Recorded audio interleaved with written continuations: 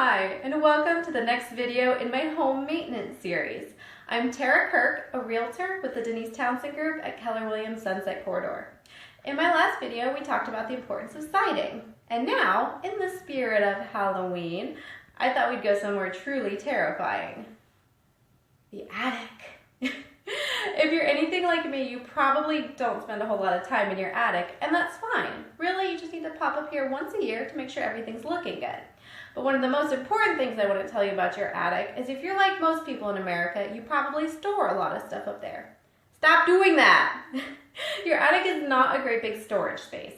It's okay to store, one or two lightweight things up there, but a lot of people tend to shove as much stuff as they possibly can, and that could cause some problems.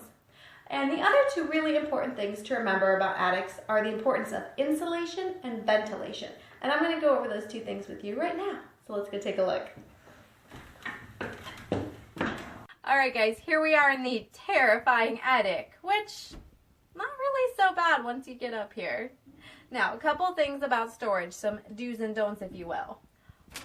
Old screens or maybe screen replacements, super lightweight. Perfect. Maybe an old Christmas wreath or something like that. Perfect. This heavy box of Dean Koontz books, not so much. Try to avoid anything heavy. Also, when it comes to placing your storage, you have two sides of your attic basically. You have this side, which is the part that's over your garage. It's got a nice hardwood floor and it's perfect for putting a couple lightweight things. And then you've got the part that's behind me where you see all that fluffy insulation. You don't want to put anything over there. So let's move this heavy box of books at least over to this side for now, and then probably down to the library. Alright, now next let's talk about insulation. See this fluffy white stuff that looks kind of like snow? That's called blown-in insulation. Many of you might have also seen those pink things. It looks kind of like cotton candy. That's also a type of fiberglass insulation. Blown-in insulation does tend to be a pretty good type of insulation. It does, if you do it yourself though, have some issues because it kind of ends up a little bit cattywampus, which, is fine. It can look like snow drifts, but with insulation like this, you want it to be roughly 10 to 14 inches thick. More is better. More means better heat insulation, but you don't want too many areas where it's less than that. As you can see, we've got some areas right here where that's probably maybe almost 2 feet thick, but then we've got some areas over here which is probably only a couple inches thick. When it comes to insulation, when you go to the store and look at it, it's going to have an R value, which is the resistance to heat flow, which means the heat is not coming up out of your house and then going outside. You want to keep it inside your house. Generally speaking, you want to have an R value around 38. So give or take, the type of insulation that you have, you'll need 10 to 14 inches. And you can go higher. You can go all the way up to R60 if you want, if you really want to make sure none of your heat is escaping. But you do want to take a look at your insulation. If it's been a while since it's been installed and maybe something got up here and ate away at it for a little while, you just want to, either hire somebody to redo your insulation. I always say if you don't feel comfortable doing something yourself, always hire a professional. But you can also go to Home Depot, rent a blower, and do it yourself if you feel comfortable or feel that you're really good at watching YouTube videos. The last thing I want to talk to you guys about today is ventilation. The ventilation in your attic is so important because we live in the Pacific Northwest, and if you don't keep a properly ventilated attic, you're going to end up with mold.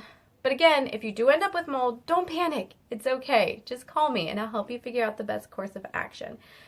We get a lot of mold types here, and 9 times out of 10, it's not the scary black mold that you hear about. So it's all treatable. You just want to make sure you catch it early before you find out you have to treat your entire attic. So when it comes to proper ventilation, there's 2 aspects to it. There is a roof vent that I'll show you back there, and then there's your soffit vents. So if you take a look back there, you're going to see a vent.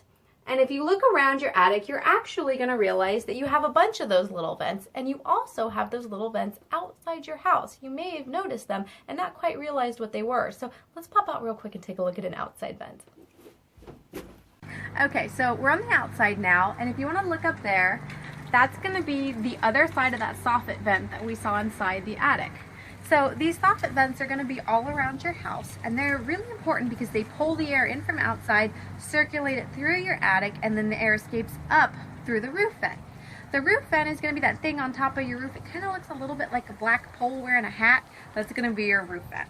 Now, if you're worried about roof vents getting blocked because of snow, you don't need to really worry about that. Typically speaking, if it snows a lot, the warm air circulating through is going to melt. So your roof vent's usually okay.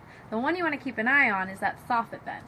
For two reasons. One, you want to make sure it doesn't get blocked, like with leaves or, I don't know, critters building a nest or anything. You want to make sure it stays open, but you also want to make sure that that screen on there isn't broken at all, because that's also a really good way for birds, pests, rodents, things like that to get up into your attic, and then you get to deal with an exterminator, which isn't fun.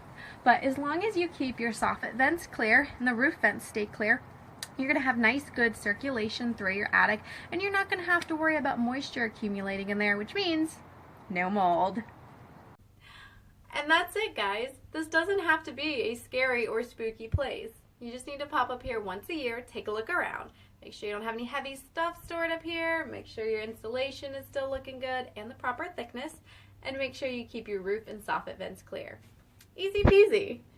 If you have any questions, comments, or concerns, please feel free to give me a call or email me. My contact information will be in the comments. Again, I'm Kirk, Realtor, and I hope you guys all have an amazing Halloween.